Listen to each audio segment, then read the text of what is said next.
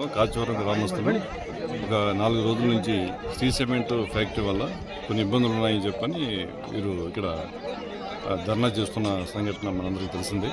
అయితే ఆ విషయం మీద మనం ఈ 3 రోజుల నుంచి కూడా వాళ్ళతో కూడా మాట్లాడటం జరుగుతూ ఉంది. అది ఎప్పటికప్పుడు మనం పై అధికారులు కూడా వాళ్ళ సమస్య ఏంటి, అసలు ఫ్యాక్టరీ నుంచి వాళ్ళకి ఏమి హామీలు కోరుతున్నారు అనేది కూడా మనం తీసుకోవడం జరిగింది.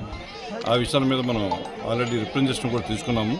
ఆ రిప్రజెంటేషన్ కూడా పై అధికారులు కూడా కలెక్టర్ గారు కూడా పంపించడం జరిగింది. దాని మీద ఈరోజు కలెక్టర్ గారు కూడా ఒకసారి మన పోలీస్ డిపార్ట్మెంట్ నుంచి, తర్వాత రెవెన్యూ, తర్వాత మైనింగ్, తర్వాత మన పొల్యూషన్ సంబంధించిన అందరూ కూడా ఒకసారి వెళ్ళి వాళ్ళ డిమాండ్స్ ఒకసారి తెలుసుకోండి. మళ్ళీ ఒకసారి మేనేజ్మెంట్తో కూడా కలిసి ఒకసారి మాట్లాడండి.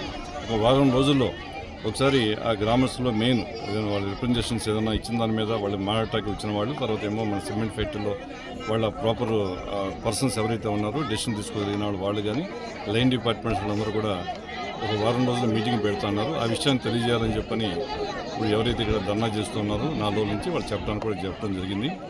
అవి ఏంటంటే మెయిన్ డిమాండ్స్ ఏంటంటే వాళ్ళకి హౌసెస్ డ్యామేజ్ అవుతున్నాయి అనే దాని మీద ఒక ఉంది. అది కూడా మన హౌసింగ్ డిపార్ట్మెంట్ కూడా చేశారు.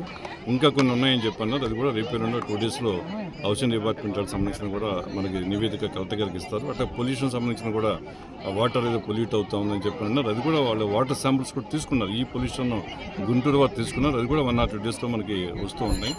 తర్వాత మనకి అది బ్లాస్టింగ్ చేయడం వల్ల కొంత సౌండ్ పొల్యూషన్ తర్వాత మాకు ఇబ్బంది అనేది చెప్పారు వాళ్ళు. సరే ఆ సైటు ప్లేస్ మార్చమని చెప్పి వాళ్ళు చెప్పారు.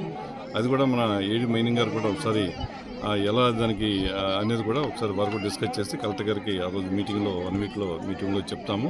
ఏదైనా ఏంటంటే వాళ్ళ సమస్యలను పరిష్కారం దిశగానే అధికారులందరూ కూడా జెన్యూన్ సమస్యలు అన్నీ కూడా ఇమీడియట్గా అటెండ్ అవ్వాలనే ఉద్దేశంతో మేనేజ్మెంట్ కూడా మాట్లాడాము. ఇందాక కొన్ని వెంటనే చేయగలిగిన కొన్ని ఉన్నాయండి. కుటుంబిషన్ అడిగారు. కుటుంబిషన్లో వెంటనే వాళ్ళు డిమాండ్ అడిగితే దాన్ని బట్టి వెంటనే చేస్తూ ఉన్నారు. ఇంకేదో వాటర్ స్ప్రింక్లింగ్ కానీ ఇంకేదన్నా ఇటువంటివి కూడా మేము వెంటనే చేస్తూ ఉన్నారు. ఇంకేదన్నా ఫైనాన్షియల్ సంబంధించిన ఇష్యూస్ కొన్ని ఉన్నాయి. దాంట్లో పై వాళ్ళతో మాట్లాడాలని చెప్పారు. అండ్ ఫర్ ఎగ్జాంపుల్ ప్రతి రైతు కుటుంబానికి ఎవరైతే పొలం ఇచ్చారో ఆ కుటుంబానికి ఏదైనా ఉపాధి కల్పించమని చెప్పని, కొంతమందికి ఎలిజిబుల్ ఫ్యామిలీస్లో రైతులు ఎవరైతే మన భూములు ఇచ్చారో వాళ్ళ పిల్లలు ఎవరైనా ఎలిజిబిలిటీ ఉంటే, క్వాలిఫైడ్ ఉంటే వాళ్ళకి ఏదైనా ఇప్పించమని కూడా చెప్పడం జరిగింది.